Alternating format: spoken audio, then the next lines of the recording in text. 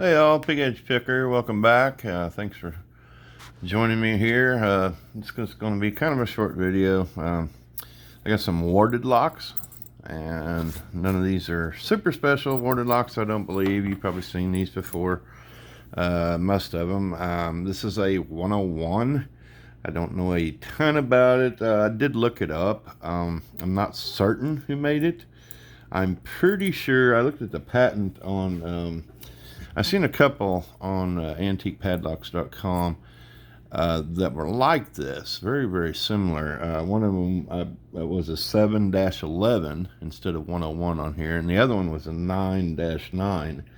And both of them had the same patent number, and it looked almost identical to this one. So the only difference was this is brass, and of course right around here, this is made out of pretty sure steel, and of course the shackle definitely is steel.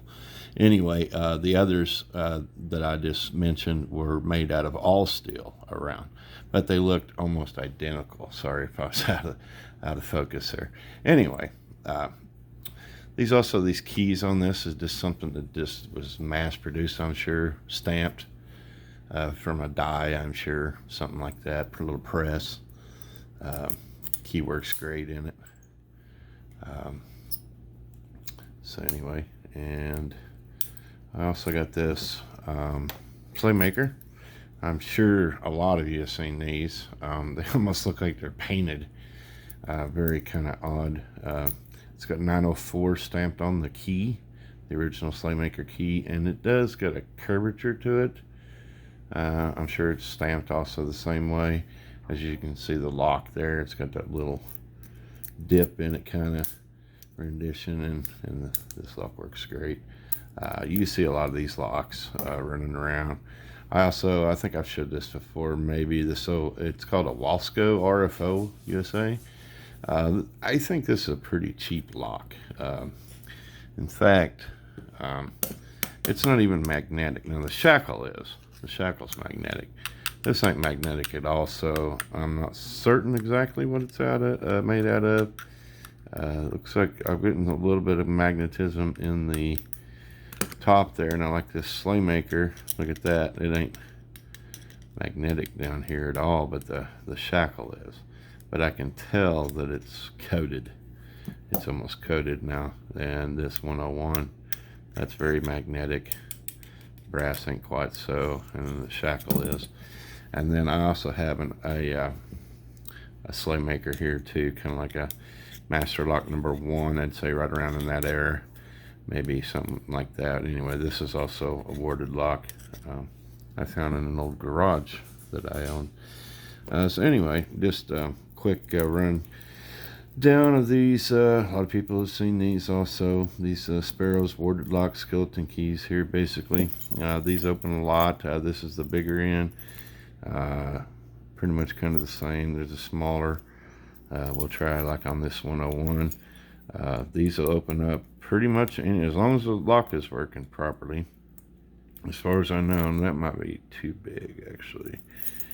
I'm not real sure. I think I was using this bigger one. I have tried all these, make sure they worked before I put them on camera, just to make sure. But you kind of got to push almost all the way back there and just find the actuator, and as you can see, it popped it right open. And then of course you got to be a little careful because it was a long end. Slave maker, same way, it'll fit right in there. This might take the bigger one. Nope. Well, that was a bigger one, so that pops it right open. This is that'll take this key. This cheaper one, I'd say it was probably made in the 60s, 70s. I'm not familiar with this brand at all. I think that one takes the double. I can't remember about the slave maker. I think it takes the double too.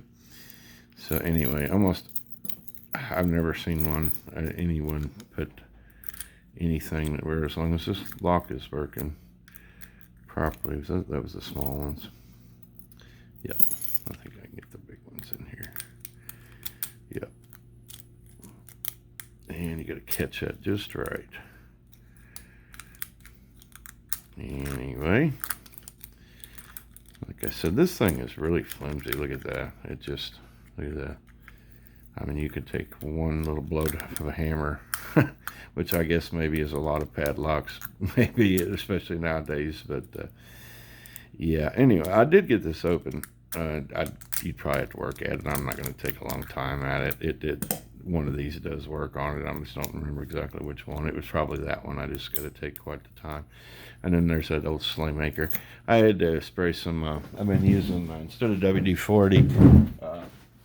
I found some of this 3-in-1 lock dry lube, and I sprayed it in there. It works a lot like WD-40 on some of these older locks. I also picked up. I'll feature these in some other videos. This old Master 77, this old lion head with no key. This old Yale push button, it's got no key. So when I think that pushes in, you can tension it by holding it there and pick it. I think it's only got 3 pins up in there. Pretty bad shape. I've got to really pitted, really rusted. I'll have to try to clean that up some. And then I got this old, I think, let's see, this is an old Eagle. Yep, this is an old Eagle lock 6 lever. And I've seen quite a few different types of these locks. So as you can see, this one has what they call, and this is the key for it, a split double key. And of course, kind of a unique key system and to it, but it works real good. Believe it or not, this isn't the original key. I don't think, unless Corbin, because this is a Corbin key. It says Corbin, New Britain, Connecticut. That's what it says on it. And then it says stamped P102. So I have seen these running around also. I'm sure a lot of people have. And that's got a pretty decent spring in it. I sprayed a lot of lube in there, and it was doing a lot better than when I got it. Anyway, and then of course too, you probably can't see that little paw in there. And then I'll lock it right back up. So anyway, I decided to show off some of that stuff, some of these warded lock skeleton keys. I'm sure a lot of people are familiar with them, but anyway, thanks for watching. Take care. Have a good week. Like and comment if you like my content, and subscribe if you ain't already a subscriber. Thanks.